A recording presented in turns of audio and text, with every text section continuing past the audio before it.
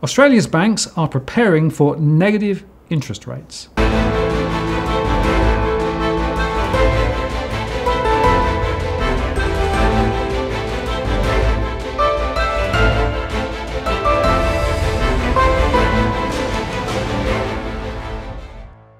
Negative interest rates are all steam ahead. We have been talking about for several months about the $10,000 cash transaction ban, which is still in front of the Senate. Part of our argument against the cash ban has been this linkage with negative interest rates. The IMF technical working papers, a whole bunch of other world central bank papers talk about the need to eliminate cash to make negative interest rates work.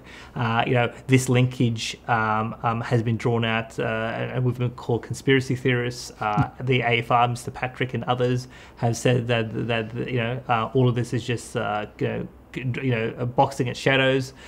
In the recent public hearings, the officials from the Reserve Bank said that that the issue on negative interest rates are completely unrelated to the cash ban. And yet now we have, I've discovered some new evidence that the big four banks in Australia are getting ready for negative interest rates.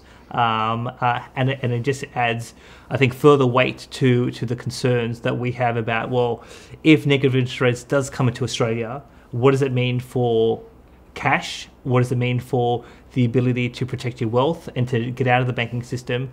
And if you want to withdraw cash, can you use that cash in a legal way to basically live the life you wish to live? A lot of the banks have very old banking systems and old technology, so they can't just sort of flick a switch, right? They've had to invest quite big to be able to actually put the capabilities in place to deal with negative interest rates, and that's how we know about some of this stuff.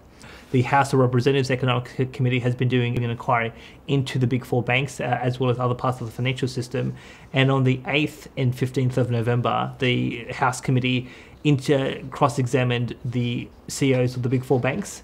And the chairman of the committee, Tim Wilson, the member for Goldstein, he asked point blank, are you preparing for negative interest rates?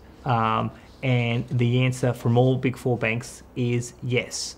So if the big four banks are working through this issue with some struggling, how do you think that second and third tier ADIs would be able to handle a negative interest rate environment? And what does that mean for potential customers?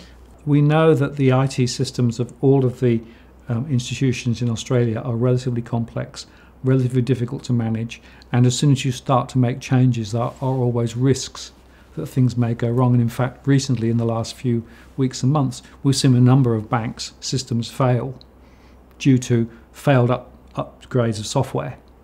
So anytime you make changes to software, there's a risk.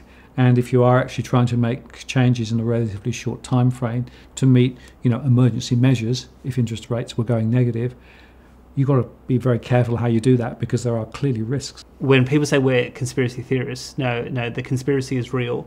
The testimony of the big four banks is on Hansard. We've just gone through what they've said, and negative interest rates in one form or another. Even though it's quite extraordinary, unlikely, it will at some point be reality in Australia. And as you say, the banks are preparing, or some more than others. So, as you say, something to really bear in mind in the context of the cash ban. Absolutely. John, I appreciate your time today. Thank you.